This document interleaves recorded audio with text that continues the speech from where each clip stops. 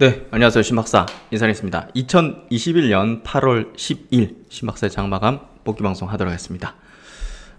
오늘도 우리나라 시장 약간 좀 혼조적인 좀 움직임인데요. 코스피 지수는 좀 내렸고 코스닥은 좀 올랐고, 코스피가 내린 거는 뭐 삼성전자, 하이닉스, 그다음에 이제 반도체에 대한 외국인의 어떤 폭풍 매도가 오늘도 좀 이어졌는데요.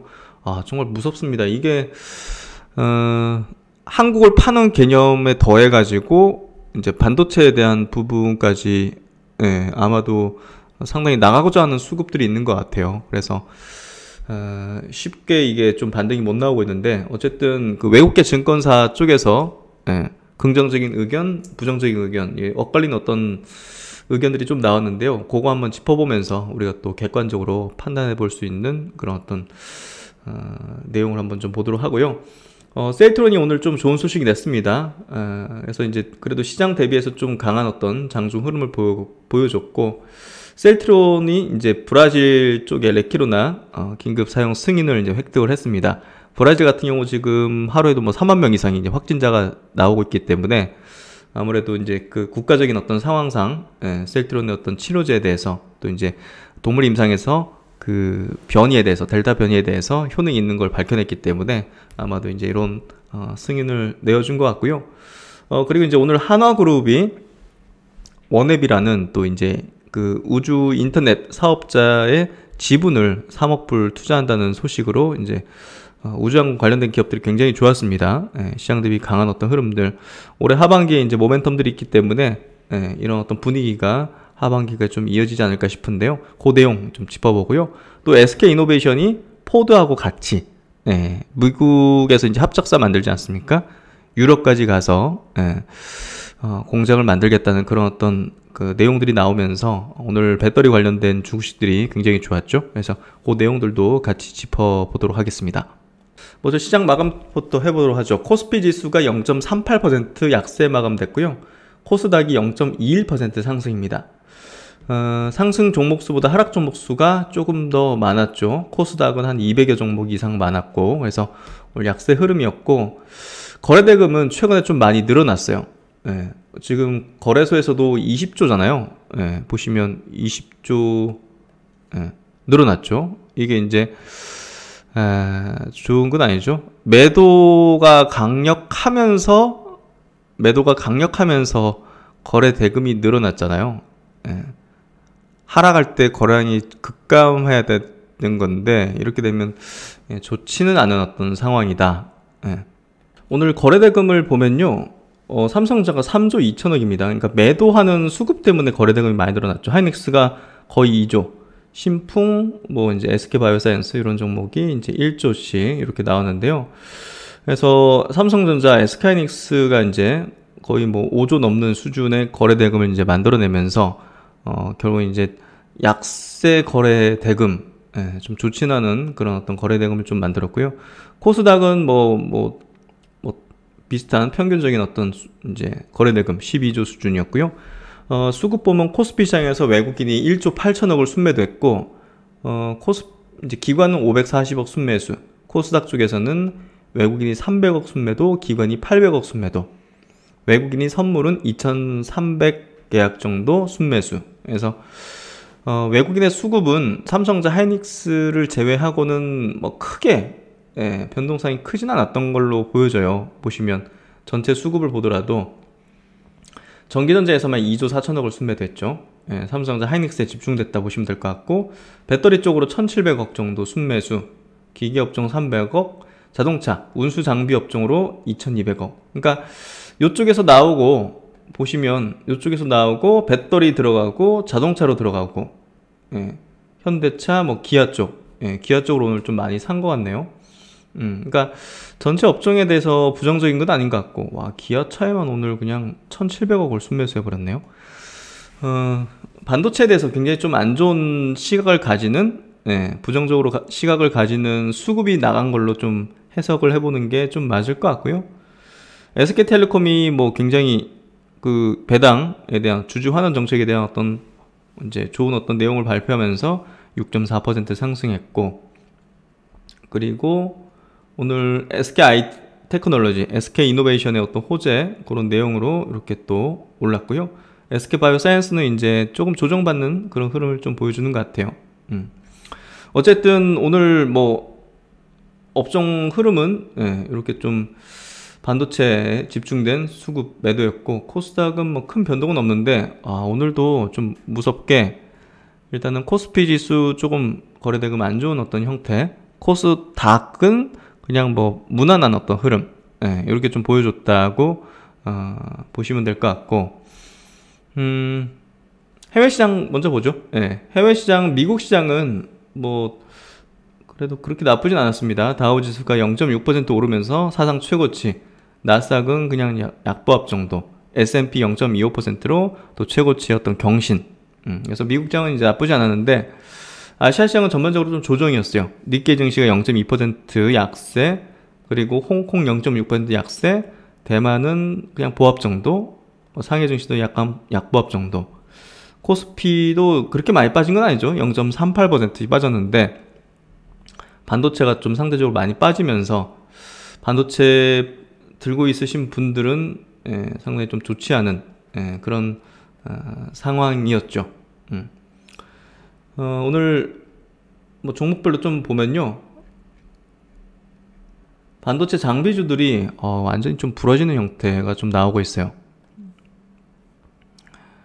유진테크 5.79% 약세, 이 좀 부러지는 형태가 좀 나오고 있고, PSK도 이제 3.3% 약세, 테스 0.8% 약세, 원익 IPS도 5% 약세. 그냥 삼성전자, 하이닉스 같이 떨어지는 거죠. 뭐 이런 종목이 뭐 개별 이슈로 이제 움직이지는 않고 있으니까.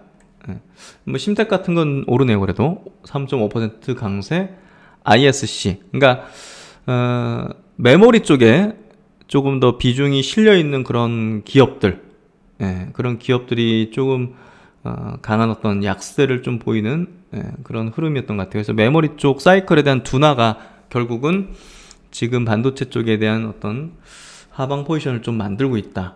뭐 이렇게 좀 보면 될 것 같고요. 이따가 이제 외국계 증권사 의견들, 근거들 보면서 한번 체크를 해보도록 하죠. 삼성전자 1.9% 빠졌고요. SK하이닉스가 좀 많이 빠졌습니다. 4.7%. 4.7%. 거래량이 어마어마하게 터졌죠. 그래서 추세 반전의 어떤 시그널은 어느 정도 좀 다가오고 있다 보여져요. 그러니까 급반등 가능성? 그런 부분들이 좀 있다. 기관들은 오히려 오늘 순매수했죠. 그래서 급반등 가능성이 있고, 어떻게든 나가겠다는 수급이에요. 오늘 8,400억 외국인 순매도했죠. 그래서 어떻게 해서든 나가겠다는 수급이기 때문에 이거는 뭐 어쩔 수 없죠. 1조 6천억입니다. 삼성전자에서 외국인 순매도는 1조 6천억. 뭐 기관은 그래도 순매수 440억 정도를 했네요. 오늘 카카오가 2.4% 상승을 했고요. 그러니까 사실상 이제 반도체에서 자금이 나가고 다른 쪽으로 좀 들어가는 그런 경향을 보였어요. LG화학도 보시면 3% 오르고 1,400억의 순매수.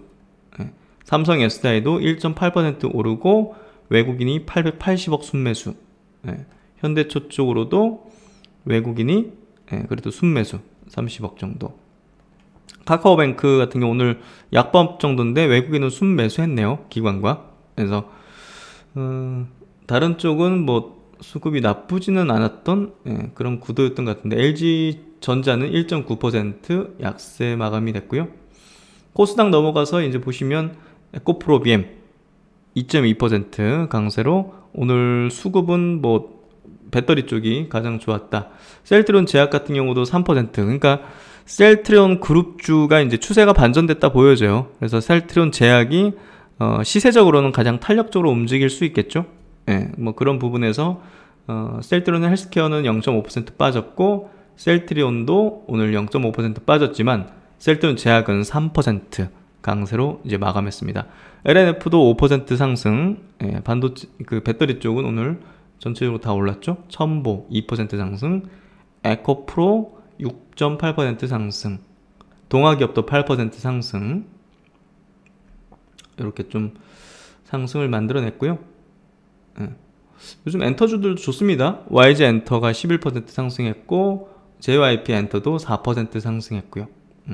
바이오 쪽에서는 듬성듬성. 오늘은 바이오는 조금은 조정의 성격이었다 보면 될 것 같아요. 예, 그러니까 이틀 강하게 오르고 3일째는 조금 쉬고, 예, 이런 식의 구도가 조금 잡혀 있는 것 같아요. 그래서 바이오는 여전히 이제 주도권을 쥐는 형태로 되고 있고요. 예, 일부 이제 급등한 것들은 좀 쉬고, 또 이제 전체적으로도 이틀 강하게 급등했기 때문에 하루 정도 또 쉬고, 예, 움직임을 또 타진하지 않을까, 그렇게 좀 생각이 되고요. 오늘 바이오 쪽에서 좀 유의미했던 어떤 상승 종목은 이제 뷰노, 예, 뷰노 같은 경우가 이제 AI 의료의 이제 선두주자인데요. 정부가 뭐 의료 분야 클라우드 대전환 계획 뭐 이런 것들을 좀 발표할 것이라는 소식에 뭐 이런 관련된 기술, 뭐 소프트웨어 관련된 기업으로서 움직임이 좀 좋았던 것 같습니다. 뭐 AI 관련된 기업들은 추후에 이제 시세를 좀 내어줄 수 있는 가능성이 크다, 예, 트렌디하다, 이렇게 좀 토요 강좌 통해서도 이제 분석을 해드렸었죠. 예, 그래서 그 내용을 한번 보시면 자세하게 이 분야에 대해서 좀 이해가 되실 거라 생각하고요. 오늘 이제 우주항공 쪽도 좀 볼게요. 예, 한화 에어로스페이스가 2.3% 강세, 인텔리안탱크 3% 강세, 그리고 한국항공우주는 뭐 보합 정도네요. 예, 오늘은 이제 워낙 이제 한화그룹이 강세였죠. 한화시스템이 7% 강세, 세트레가이가 3.7% 강세, LIG 넥슨도 2.4% 강세. 그래서 우주항공 관련된 종목들이 그래도 괜찮은 어떤 시세들을 만들어냈다. 그리고 에코프로 HN 환경 관련주, 와, 이게 진짜 대박주였네요. 예. 그래서 이게 무상증자 이게 3배수로 했죠. 와, 3배수로 했는데 지금 2조가 넘어가네요. 예. 그래서 2조, 시총이 2조가 됐네요, 지금. 그래서 완전히 그냥 끝까지 띄우는 것 같고요. 예, 이거 여기서 이렇게 올라버리면, 이제, 몇 년 동안은 또 이 시세에, 예, 넘을 수가 없는 상황이 되겠죠. 오늘 유니드 같은 종목도 8% 급등하면서 환경 관련된 기업들, 오늘 강한 어떤 기조의 흐름을 좀 보여줬고요. 동막업체들, SKC 2.5% 상승, 솔루스 첨단 소재 최근에 계속 신고가네요. 4.4% 강세, 일진 머티리얼즈도 2.7% 강세. 오늘 2차전지 전체적으로 다 좋았고요. 파맵신도 9% 상승으로 바닥권 탈출하는 모습입니다. 유상증자 흥행 성공했죠. 예, 그런 부분이 영향을 미치는 것 같고요. HLB 제약도 7% 상승하면서 바이오 쪽에서 조금 이제 움츠려 있던 것들이 좀 움직이는 것 같아요. 예, 우진 BNG, 이게 이제 자회사 상장 건이 있거든요. 예, 그 부분이 뭔가 좀 나오려는지, 예. 아, 이건가 보네요. 변이 코로나 치료제 개발이다. 아, 이거는 좀 그냥 좀 띄우는 어떤 재료 같은데, 예, 조심해야겠네요. 앞타바이오 10% 상승하면서 또 이제 무상증자 효과를 계속 이어가는 그런 형태 시세가 나오고 있습니다. 정고점 벗겨내고 매물 없는 지역으로 가는 기업들은 이게 어디까지 올려칠지 알 수가 없죠. 예, 그런 부분에서 앞타바이오도 굉장히 강한 어떤 기조의 흐름을 보여주고 있습니다. 외국인 기관 동시 순매수 종목 보죠. 기아가 제일 컸어요. 기아 1,900억, LG화학이 1,800억, 카카오도 800억 정도, 카카오뱅크 370억, 예, 그리고 삼성바이오로직스 230억, DB하이텍 220억. 이제 그 밑으로는 크게 유의미한 어떤 수준은 아닌 것 같고요. 하나시스템이 시총 대비해서 오늘 수급 좋았던 것 같고요. 현대차 쪽 이렇게 좀 들어오는 형태. 코스닥 쪽은 배터리 관련된 기업들, 엔터 기업들, 바이오 기업들 이 위주로 있네요. LNF, Y젠터, 셀트론제약, 예, 앞타바이오, 시젠, 예, 이렇게 있는 모습입니다. 종목은 요 정도까지 보고요. 이슈 체크하면서 주요 이제 섹터군들 향후의 어떤 전망을 한번 해보도록 하겠습니다. 그럼 이제 셀트론 소식부터 전달 드리도록 하죠. 셀트론이 이제 오전부터 굉장히 좋은 어떤 소식을 보내줬죠. 레키로나가 이제 브라질에서 긴급 사용 승인을 이제 획득했다는 소식입니다. 이게 어떤 대륙 쪽에 이렇게 또 이렇게 긴급 사용 승인을 받게 되면 그 주변국들에도 이제 같은 또 영향을 미칠 수가 있겠죠. 그래서 그런 부분에서 브라질이 이제 남미에서도 상당히 이제 가장 큰 의약품 시장이고 또 이제 최근에 그 바이오시밀러 쪽에서도 브라질에서 근데 굉장히 좋은 어떤 결과물을 좀 내고 있는 셀트린이죠. 어쨌든 이 브라질 같은 경우는 의약품 시장이 굉장히 커져 나가고 있는 대표적인 국가고, 예, 그런 부분에서 상당히 유의미한 어떤 결과를 낸 것 같습니다. 지금 브라질도 코로나 확진자가 델타 변이로 인해 가지고 굉장히 확산이 많이 되고 있는 상황이죠. 이런 가운데 긴급 사용 승인을 내줬다는 거는 그만큼 셀트론 치료제가 필요하다던 거겠죠. 그 국가 차원에서도. 일단 레키로나의 임상 1상, 2상 결과를 비롯해서 최근 완료한 글로벌 대규모 3상 결과, 그리고 감마 변이, 델타 변이 등에 대한 전임상 자료를 이제 제출하면서 변이에도 이 치료제가 좀 효과가 있을 것이다. 일단은 전임상이긴 하지만 그런 부분에서 이야기에 대해서 인정을 좀 해주는 것 같습니다. 그래서 이제 브라질 같은 경우도 보시면 좀 제한적인 어떤 승인이죠. 예, 뭐 성인 고위험군 경증 환자, 그러니까 전체 경증 환자가 아니라 국내 식약처에서 내주는 그런 어떤 제한적인, 그러니까 국내 식약처에서 이제 내주는 게 굉장히 중요했던 거예요, 결국은. 예, 그런 것들이 이제 다른 국가에서도 한국에서 그렇게 그런 제한을 가지고서 이렇게 승인해줬어? 그러면 우리도 그렇게 해야겠네. 뭐 이런 식으로 되는 거지. 뭐 우리가 제한적으로 했는데 거기는 막 전체 대상으로 그렇게 할 리는 없잖아요. 예, 그래서 이번에 식약처에 이제 변경 신청을 한 부분이 전체 경증 대상으로 이제 그 신청한 부분이 좀 중요한 모멘텀이 좀 될 수 있다는 거죠. 그래서 그런 부분에서 추후에 이제 식약처의 어떤 변경 승인 그 여부도 한번 좀 우리가 볼 필요가 있을 것 같습니다. 심사위원 전원이 만장일치로 레키로나의 긴급 사용을 이제 지지했다고 하고요. 지금 확진자가 45,000명 수준, 또 몇만 명 수준으로 되고 있고, 야, 이건 뭐 사망자가 56만 명? 이거 맞는 거죠? 예. 레키로나의 대규모 글로벌 임상 데이터를 통해 입증된 안정성과 효능을 바탕으로 브라질에서 긴급 사용 승인을 획득했다. 델타 변이 확산으로 하루 확진자가 3만 명대로 급증하고 있는 브라질에 레키로나를 조기에 공급하겠다고 밝혔다. 그래서 참 브라질도 그렇고 그 인도도 그렇고 이제 미국도 지금 10만 명 이렇게 늘어나고 있잖아요, 델타 변이. 그래서 이런 부분에서 치료제는 꾸준한 필요다, 수요가 있을 수밖에 없다, 이렇게 좀 이해하시면 될 것 같습니다.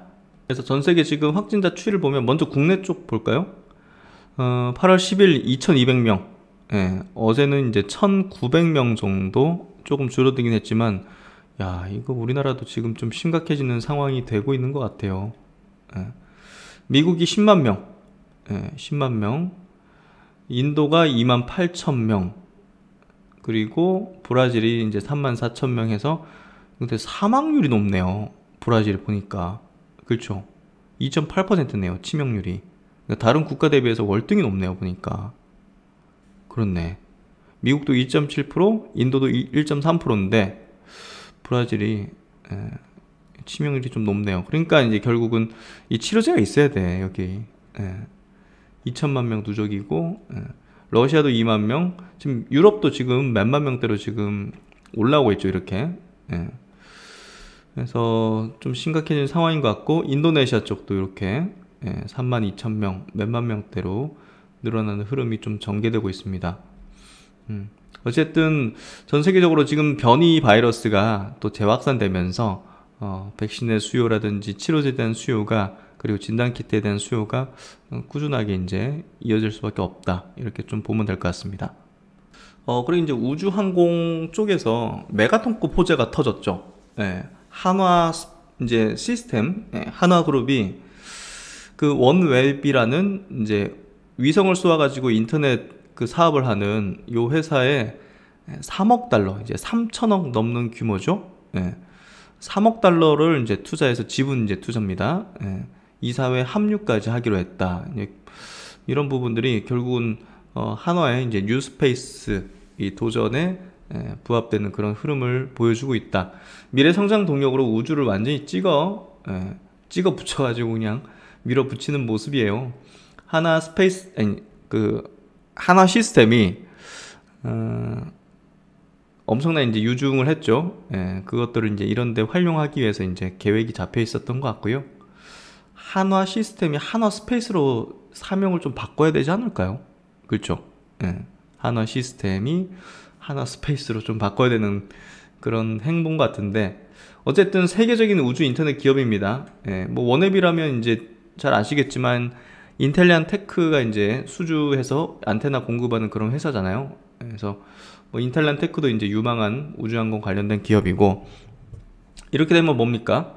이제 여기는 위성을 쏴야 되잖아요. 그렇죠? 로켓에 위성을 쏴야 되잖아요. 그러면 세트랙 아이가 이제 또 한화의 또 가족인데, 또 수주를 좀 낼 수 있는 기업에 이렇게 또 대규모 투자를 한다는 거는 또 하나의 혈맹이 되는 거잖아요. 그래서 세트랙 아이의 향후 이제 위성 수주 가능성도 상당히 좀 높아질 수 있는 그런 부분이 될 겁니다. 민간 주도의 뉴스페이스가 이제 본격화한다, 이렇게 얘기를 하고 있고, 원앱이 이렇게 또 발사를 하는 사진을 또 가져왔네요. 원앱 이사회에 이제 이런 국가들이 이제 포함되어 있다고 보시면 될 것 같고, 자랑스럽네요. 태극기가 이제 여기에 딱 꽂히는 주요 이제 주주로서 원웹 세틀라이트 위성. 그래서 요 이제 파산 날 뻔했는데 영국 정부에서 이제 인수를 했었죠. 그래서 영국 정부 겁니다. 그래서 한화가 세계적인 우주 인터넷 기업 원웹에 3억 달러를 투자한다. 뉴스페이스 시대 주도권 잡기에 나섰다는 분석이다. 한화 시스템은 원웹과 투자 계약을 체결하고 영국 정부, 세계 3대 이동통신사인 마르티, 세계 3대 통신 위성 기업 유텔셋, 일본의 이제 소프트뱅크 등과 함께 이사회에 합류한다고 10일 밝혔습니다. 원웹은 저 궤도에 수많은 위성을 띄워서 전 세계 초고속 인터넷을 제공하는 우주 인터넷 분야에서 세계 이제 1위 회사는 그 스페이스 X의 스타링크, 그리고 두 번째 이제 원웹입니다. 2019년 세계 최초로 우주 인터넷용 위성을 이제 발사했고요. 지금 8차례 위성 발사 통해서 저궤도 위성 254기를 운영하고 있고요. 19일에도 이제 위성 34기를 추가로 쏘아 올리고, 내년에는 648기로 우주 인터넷망을 완성해서 이제 북반구 쪽, 그쪽을 이제 커버하는 걸로 계획이 잡혀 있죠. 우주 인터넷 서비스를 본격적으로 시작한다. 원웹은 세계 위성을 관할하는 유엔 산하 국제전기통신연합을 통해 글로벌 주파수 우선 권한도 확보한 상태다. 위성 제작과 발사, 위성 신호 수신 분배 등과 관련해서 각 분야 세계 선두 기업들과 이제 협력을 하고 있다 해서 한화 시스템이 또 이제 위성 신호 수신 이런 것들, 또 뭐 한화 그룹이 위성 제작하고 또 발사까지 하는 그런 기술들을 또 갖추고 있죠. 그래서 이번에 누리호 발사가 또 성공하게 되면 여기와 협력할 더 이제 또 교두보가 마련되겠죠. 모건 스탠리에서 이제 전망하기로 향후 20년 안에 우주 인터넷 시장 규모가 670조까지 성장할 전망이다. 전 세계 대상으로 이제 인터넷망 사업을 하는 거니까 그 규모 자체가 어마어마하게 크겠죠. 한화 시스템은 자사가 보유한 세계적인 위성 안테나 기술을 바탕으로 원웹과 시너지를 낼 수 있을 것으로 기대를 하고 있다. 그래서 이제 한화그룹의 우주 사업 컨트롤 타워, 이제 이 스페이스 허브의 역할이 더욱 강화될 건데요. 이 스페이스 허브를 이끄는 게 누굽니까? 김승현 회장의 장남, 김동관 한화솔루션 사장이죠. 그래서 이분에게 이제 나중에 그룹을 이제 후계하겠죠. 후계 구도로 이렇게 잡혀 있는 것 같고, 힘을 실어주고 또 이제 이런 부분에서 아마 최선봉에 있는 성장 산업을 이렇게 주도할 수 있게 역할을 맡겨주는 것 같습니다. 직접 팀장을 맡고 한화 시스템과 한화 에어로스페이스, 주식회사 한화, 그리고 세트랙 아이가 참여하면서 한국판 스페이스 X를 이제 표방하고 있죠. 그래서 우주 항공 쪽은 정말 긴 호흡으로 앞으로 굉장히 고성장하고, 이 분야에서는 정말 10배거의 기업들이 탄생할 거라고 생각을 합니다. 그래서 이건 굉장한 메가톤급 호재입니다. 예, 그렇게 보시고 한화는 정말 잘 하고 있다, 이렇게 좀 이해하시면 될 것 같습니다. 그리고 이제 정말 무서운 일인 것 같아요. 예, 전 세계 이상고온 현상이 지금 많이 발생하잖아요. 얼마 전에도 유럽에서 기록적인 천년 만에 이제 기록적인 폭우가 이제 쏟아져 가지고 많은 사망자가 발생했던 거 보셨을 거예요. 그리고 미국에서도 막 산불이 막 계속 발생하고, 러시아는 그 추운 나라가 예, 역대급으로 이제 폭염이 와가지고, 예, 그 뭐냐, 도심에서 막 일광욕 즐기는, 예, 러시아 국민들의 어떤 모습들을 볼 수 있었는데요. 이탈리아가 지금 역대급의 이상 고온 현상이 발생하고 있다고 합니다. 와, 이게 이탈리아 이제 여기 시칠리아, 예, 남동부 지역에서는 최고 기온이 48.8도. 야, 이거 좀 상상이 안 가는데요. 예, 우리나라에서 이런 온도 안 나오죠? 예. 그래서 지금 전 세계가 결국 이제 이 지구 온난화 현상 때문이라고 보여지고요. 예, 뭐 지구가 이제 온실화 되니까, 빙하가 녹잖아요. 그래서 이제 빙하가 결국은 지구를 이제 시원하게 만들어주는 그 역할을 했었는데, 그 기능이 작동되지 않다 보니까, 뭐 결국은 이렇게 어떤 지역은 폭우, 어떤 지역은 가뭄과 같은 고장난 어떤 형태의 어떤 이상 기후들이 좀 계속 발생하고 있네요. 이런 부분들이 참 무서운 상황인 것 같고요. 인류의 어떤 생존에 영향을 미치는 그런 부분이기 때문에, 앞으로 환경 관련된 기업들의 어떤 중장기 뭐 성장 부분들, 그리고 2차전지 관련된 기업들의 어떤 성장은 상당히 좀 뚜렷하다, 이렇게 좀 이해하면 될 것 같습니다.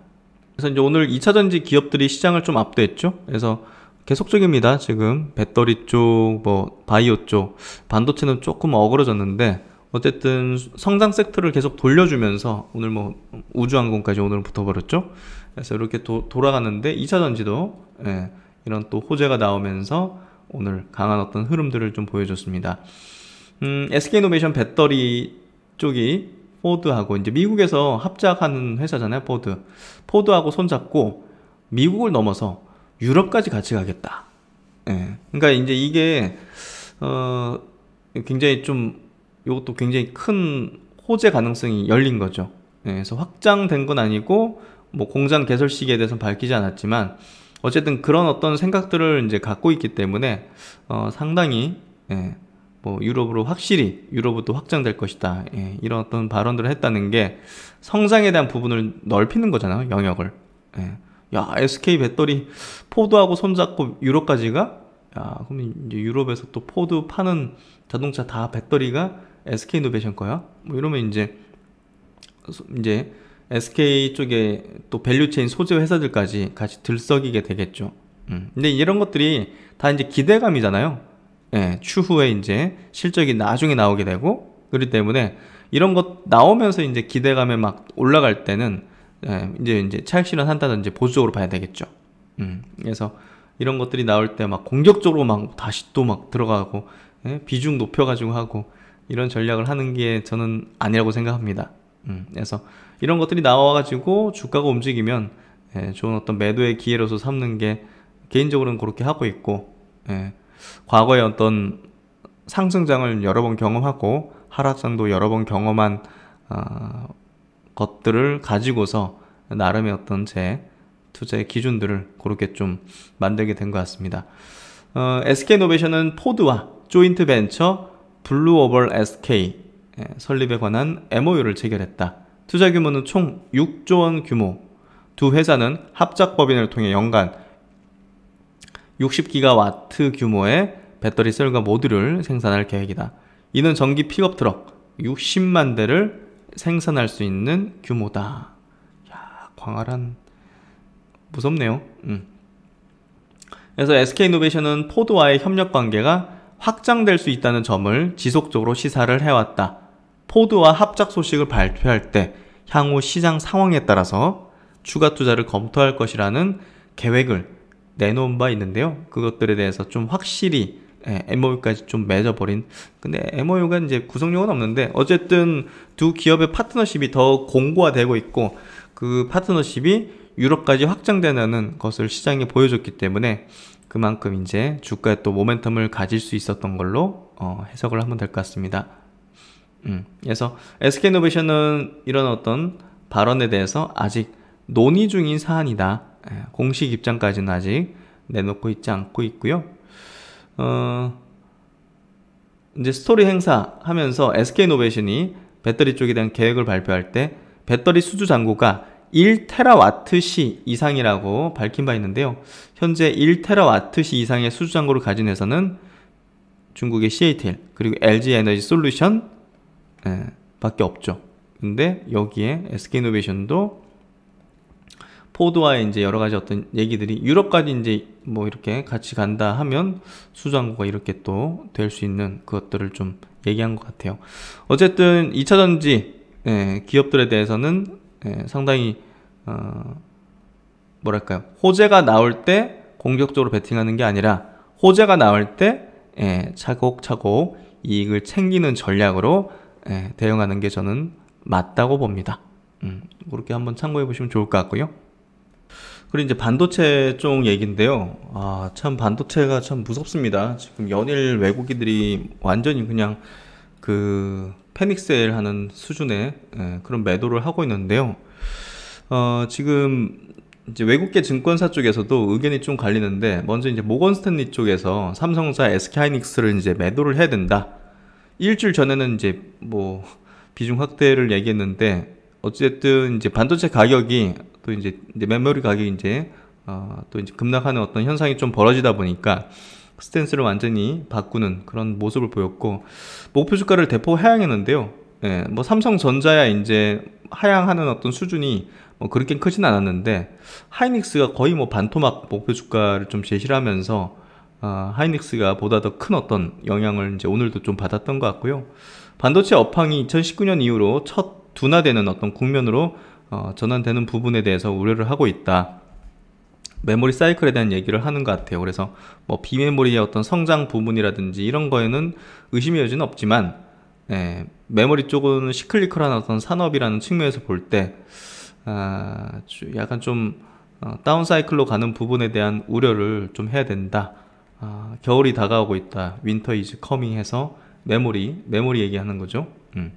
그래서 SK하이닉스가 이제 메모리가 이제 거의 대부분 매출 이익단이기 때문에 삼성전자는 이제 뭐 워낙 이제 포트폴리오가 다변화돼 있으니까 여기에 따른 어떤 영향을 이제 덜 받는 거죠, 하이닉스보다는. 그래서 마이크론이라든지 미국의 SK하이닉스가 좀 더 여기에 좀 많은 반응을 이제 영향을 받는 것 같습니다. 모건 스탠리가 반도체 업황이 둔화될 것으로 전망하면서 삼성전자와 SK하이닉스 투자 의견을 비중 확대해서 비중 축소로 이제 바꿨다. 결국 이제 매도 의견이라고 보면 될 것 같고요.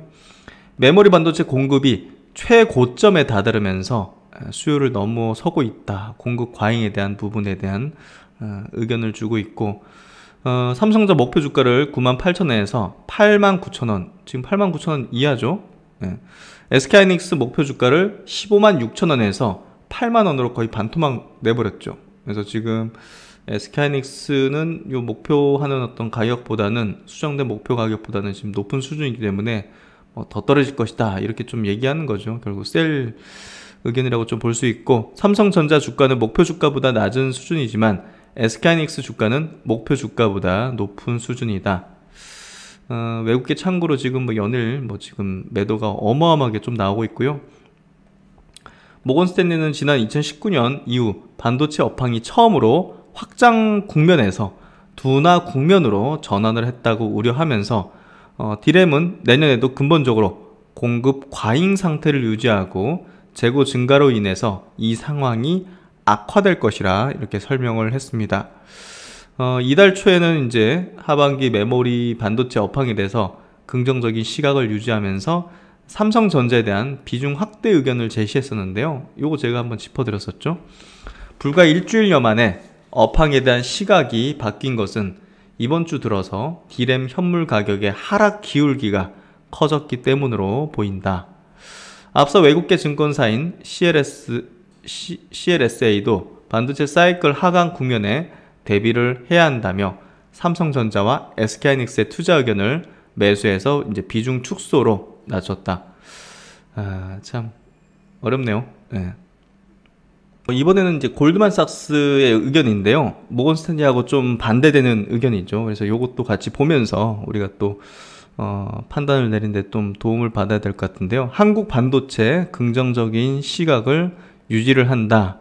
어떤 그 근거로서 이제 모건스탠리와 좀 다른 어떤 의견인지를 좀 볼 필요가 있는데요. 모건스탠리는 조금은 제가 볼 때는 근거는 좀 빈약했던 것 같아요. 예, 뭐 반도체 가격 떨어지니까 거기에 따른 어떤 의견을 제시를 좀 한 것 같은데, 골드만삭스는 조금 조목조목 뭔가 좀 구체적인 어떤 이제 그 내용들을 가지고서 이제 조금 의견을 표하는데요. 일단 모건스탠리가 메모리 업황 둔화를 예상하면서 삼성전자, SK하이닉스 목표 주가를 대폭 하향하는 부정적인 평가를 내놓은 가운데, 다른 글로벌 IB인 골드만삭스는 한국 반도체 산업에 대해서 긍정적인 평가를 유지키로 했다. 제목은요, D램 가격 우려에도 불구하고 한국 메모리 반도체에 대한 긍정적 시각을 유지한다. 그래서 그 큰 이유로는 서버형 D램으로의 견조한 수요가 PC D램 쪽 부진을 상쇄할 것이다. PC 수요 부진과 D램 재고 증가, 이게 이제 컸던 거죠. 근데 이제 PC가 차지하는 D램에 대한 어떤 수요 부분에서 차지하는 비중이 뭐 그렇게까지 큰 건 아닌데, 어쨌든 D램 재고 증가에 따른 뭐 최근에 가격 하락이 조금 더 결정적으로 반도체에 대한 의견이 달라지게 된 그런 어떤 주요 원인이었는데요. 4분기에 PC D램 계약 가격 약세 조짐을 우리도 인지하고 있다.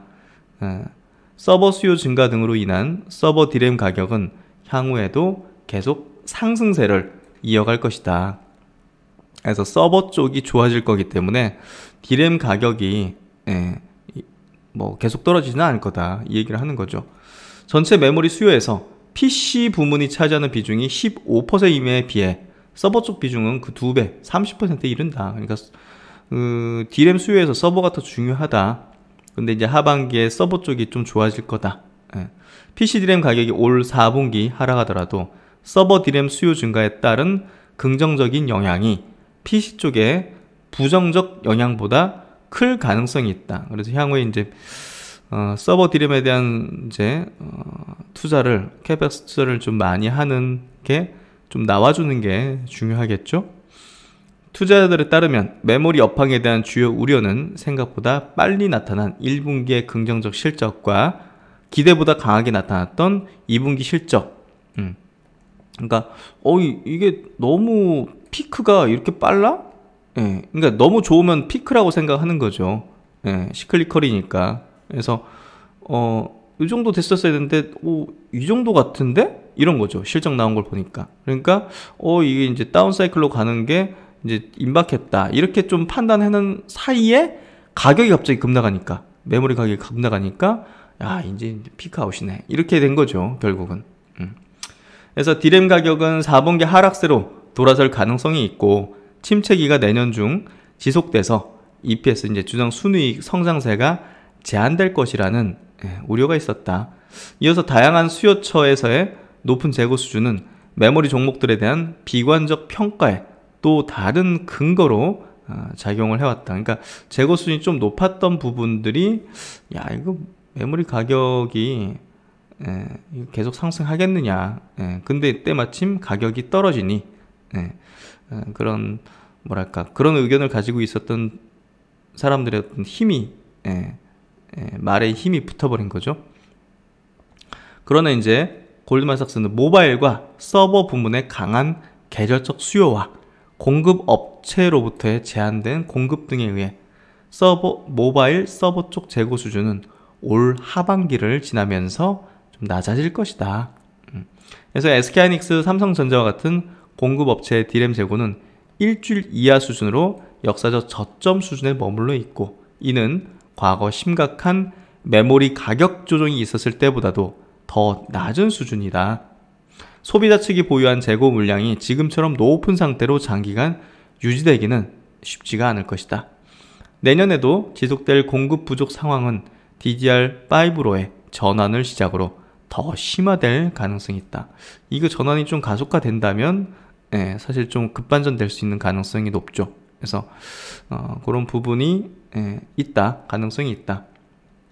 그리고 이제 비용 절감 부분에서도 이익률에 대해 있어가지고 마진에 있어서도 좀 높아질 거기 때문에 EPS의 어떤 성장세는 계속 보여줄 것이다. 이렇게 얘기하는 거죠. 그래서 비용 부분도 많이 좀 절감을 하고 있다는 부분도 얘기를 하고 있고, 또 SK하이닉스는 이제 순자산 가치 BPS 그래서 이 부분도 굉장히 좀 낮은 수준에 있기 때문에 결국은 여기서 뭐 더 떨어지겠느냐 뭐 이런 얘기 하는 것 같고요. 삼성전자도 여러 사업 부분을 가치를 합산한 SOTP 방식으로 목표 주가를 산정해 보니까 94,000원 정도 제시를 한다. 이렇게 좀 얘기를 하고 있죠. 그래서 각기 다른 이제 의견인데, 뭐 어찌됐든 일단 예상들이죠. 예상들이고 제 생각은 저도 이제 뭐 어떻게 될지는 정확히 알 수 없지만, 그러니까 주식을 이렇게 될 것이라고 이렇게 예상하는 거는 그거는 옳지 못해요. 그거는 이제 애널리스트들이 하거나 사실상 이제 그런 거지. 사실 우리 실전으로 이래 투자하는 사람들 입장에서는 뭐 예상을 하기보다는 조금 더 이제 전체적인 그림에서도 생각을 해봐야 되고, 그러니까 저는 이제 그런 거죠. 반도체가 이게 다시 또 추세 반전돼 가지고 갈 것이다, 뭐 아니면 떨어질 것이다, 이렇게 얘기하는 게 저는 의미도 없다고 봐요. 그러니까 내 계좌를 어떻게 하면 더 높일 수 있을까, 더 지킬 수 있을까, 뭐 이런 어떤 현실적인 관점에서 볼 때, 야, 이 시각이 이렇게 엇갈리고 여기서 뭐 수익이 크게 날 수 있을까? 어제도 드린 얘기가 그거잖아요. 그래서 반도체에 대해서는 조금 보수적인 생각을 가져야겠구나. 그러니까 저도 들고 있는 입장이기 때문에 제가 그냥 뭐 말에 그냥 가볍게 말하는 것도 아니죠. 나는 어떻게 될까? 어떻게 하면 나는 여기서 수익을 낼 수 있을까? 손실을 줄일 수 있을까? 다른 데서 더 높은 수익을 낼 수 있을까? 그래서 저는 조금 보수적인 시각으로 조금 바뀌게 되는 것 같아요. 오히려 이제 다른 쪽에서 특히나 이제 뭐 바이오 쪽이 더 이제 높은 수익을 내줄 수 있는 그런 분위기 형성이 되고 있는 상황에서 사실상 반도체 자금을 이렇게 딱 묶여놓는 것도 조금 아닌 것 같다는 생각도 들고요. 그래서 그런 부분에서 좀 고민을 계속 하고 있고, 이게 너무 단기 급락을 했기 때문에 지금 매도를 한다든지 이런 거는 좀 실효성이 없는 것 같고요. 조금 지켜보면서 좀 올라오는 것들, 반등하는 것들을 좀 보면서 판단 내지는 이제 결정을 해야 될 거라는 생각이 듭니다. 어쨌든 이런 상반된 의견들, 시각들, 논리들이 있잖아요. 그러니까 이렇게 좀 두 가지의 어떤 시각을 보면서 판단을 해보는 게 필요할 것 같아요. 그리고 이제 삼성전자 쪽 한번 얘기해 볼게요. 어제 밤에 11시죠? 언팩 행사를 했어요. 그래가지고, 새로운 이제 갤럭시 Z 폴드 3, 그리고 플립 3, 요거 이제 신제품에 대해서 공개를 했는데요. 저도 되게 빠져들듯이 봤던 것 같아요. 뭐 디자인이라든지 기능들, 기술들이 되게 사고 싶다는 생각이 들 정도로 보고 있는데, 그래가지고 오늘 9시에 요거 신청을 했거든요. 저도 요거 이제 9시 딱 해가지고 이제 추첨해요. 톰 브라운이라고 이제 에디션 한정이라고 하는데, 제가 이제 쓰고 있는 핸드폰이 노트 8이거든요. 그래서 5년째 지금 쓰고 있는데, 이걸 그냥 쓰려고 액정이 좀 깨진 거를 그냥 교체를 했는데, 이거 보고 나서는 그래도 5년 썼으니까 바꿀 때 됐지 않았을까 해서 사고 싶은 생각이 들 정도라고요. 그러니까 삼성이 얼마나 여기에 공을 들였는지를 좀 느낄 수 있었던 것 같아요. 삼성이 지금 샤오미가 치고 올라오죠. 그 애플은 지금 공고하게 그 고급 버전에서 이제 그 입지를 구축을 완벽하게 하고 있죠. 삼성 입장에서는 지금 스마트폰 사업부도 상당히 좀 샌드위치 같은, 1위는 공부하지 샤오미 같은 회사는 치고 올라오지, 이런 부분에서 조금 고민을 많이 했을 걸로 보여지고, 노트를 단종시켜버리고 그 수요를 폴더블로 흡수해가지고 이걸 시그니처 상품으로서 만들겠다는, 플래그십으로 만들겠다는 그런 의지가 저는 어제 언팩 행사를 보면서 좀 느껴졌던 것 같고요. 굉장히 좀 저는 신선했던 거는 이 카메라가 이제 없어요. 디스플레이 안으로 숨겨버려가지고 없어요. 렌즈가 없다는 거예요. 그래서 이게 뭐 카메라를 찍을 땐 여기 약간 픽셀이 좀 흐릿한 동그라미가 생기는데 거의 안 보이더라고요. 그래서 야, 이런 기술을, 그만큼 이 첨단 기술을 완전히 다 집약했고, 이 펜도 이제 이렇게 넣었죠? 노트 없애고 하면서. 그래서 정말 사고 싶은 기분이 드는, 제가 만약이라도 이제 뭐 지금 유튜브 이렇게 운영하고 있는데 뭐 밖에 있는 상황에서 이제 예를 들면 나 어제 보면서 이제 제가 어떻게 쓰면 좋겠는가 생각해 보다가 이게 딱 펼쳤을 때 이게 화면을 분할을 할 수 있더라고요. 3개, 4개 이렇게.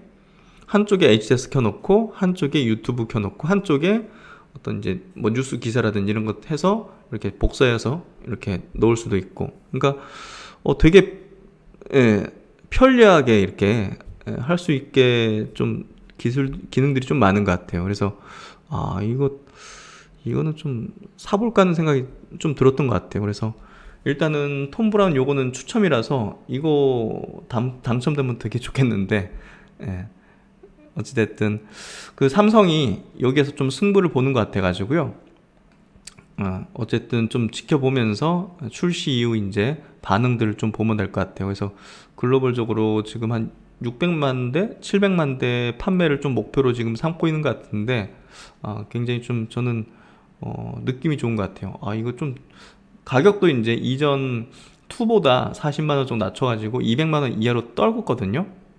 근데 이제 기능은 훨씬 더 좋아졌고, 그런 부분에서 볼 때 많은 부분이 경쟁사의 어떤 점유율을 좀 빼줄 수 있는 그런 어떤 전환점이 될 수 있지 않을까 하는 생각도 듭니다. 삼성 무선사업부, 스마트폰 사업부가 연간 매출액 100조 원을 밑돌았다고 해요. 10년 만에 이제 처음이라고 하는데, 그만큼 밑에서 치고 오는 쪽이 샤오미 이런 업체들이 굉장히 추격을 거세게 하고 있다는 거죠. 그러니까 프리미엄 쪽에서는 갤럭시 S가 좀 판매가 부진했고, 애플에 좀 밀렸고, 또 이제 중저가에서는 샤오미 쪽에 좀 추격을 받으면서 100조 원 밑으로 매출이 좀 떨어졌다, 이렇게 좀 위기를 맞고 있는데, 어쨌든 완성도를 굉장히 높였어요. 그래서 그런 부분에서 이번에 좀 기대를 많이 할 수 있는 그런 제품이 좀 될 수 있지 않을까 하는 생각이 드는데, 한번 지켜봐야겠죠. 일단 매출 기준으로 스마트폰 시장에서 작년인가요 이게? 애플이 41%, 삼성전자가 15%, 샤오미 9%, 오포가 9%. 뭐 압도적으로 애플이 비싸니까. 그리고 이제 수량 기준으로는 이제 삼성전자가 많이 팔죠. 18%, 샤오미가 16%, 애플이 15%. 그래서 월간 기준으로 샤오미가 이제 지난달에 삼성전자를 뭐 제꼈다고 하잖아요. 그래서 위기의식이 굉장히 커지고 있는 그런 상황에 있죠. 그래서 일단 폴더블에서는 뭐 삼성전자가 73% 점유율로 뭐 월등히 이제 절대적인 강자이기 때문에 이번에 확실하게 뭔가를 좀 보여주려는 그런 모습들을 이제 보이는 것 같고요. 그래서 이제 이번에 가격을 많이 낮춘 게 아무래도 이제 수량적으로 많이 좀 팔고자 하는 어떤 의지를 보인 것 같고, 가격은 폴드 3가 199만 정도, 전작보다 40만원 가량 저렴하게, 플립 같은 경우는 125만원. 그래서 그런 부분에서 이번에 좀 승부수를 좀 띄운 것 같습니다. 폴더블 출시 때 한번 좀 보도록 하죠. 네, 그래서 이렇게 오늘 장 마무리를 짓는데요. 참 요즘 장세 너무나 차별화돼 있고 또 빠르게 이제 순환매 돌고 오늘은 바이오, 내일은 뭐 배터리 뭐 왔다 갔다 지금 하면서 참 거래하기에 좀 쉽지는 않은 어떤 장세이긴 합니다. 예, 뭐 그럼에도 불구하고 좋은 정보를 갖고 있다면 그래도 듬성듬성 이렇게 하루 건너 이렇게 성과를 좀 주는 그런 장이기도 합니다. 그래서 성장 섹터의 주요 종목들, 그 중에서는 좀 단기적으로 뭐 차익 실현을 해야 되는 것도 있겠지만 정말 장기적으로 한번 가볼 만한 그런 섹터군도 분명히 있을 겁니다. 그래서 그런 것들을 잘 추려가지고 이번 강세장에 마무리를 잘 하고 또 이제 그 다음 뭐 횡보 하락장에서 또 이제 잘 방어해서 또 바닥권에서 또 잘 잡을 수 있는 그런 어떤 뭔가 좀 능동적이면서 전략적인 어떤 결정들을 하시는데 도움이 되는 그런 내용들 계속 드릴 수 있도록 저도 최선을 다해서 공부하도록 하겠습니다. 네, 오늘도 고생 많으셨고요. 신박사는 또 다음 시간에 뵙도록 하겠습니다. 시청해주셔서 감사드립니다.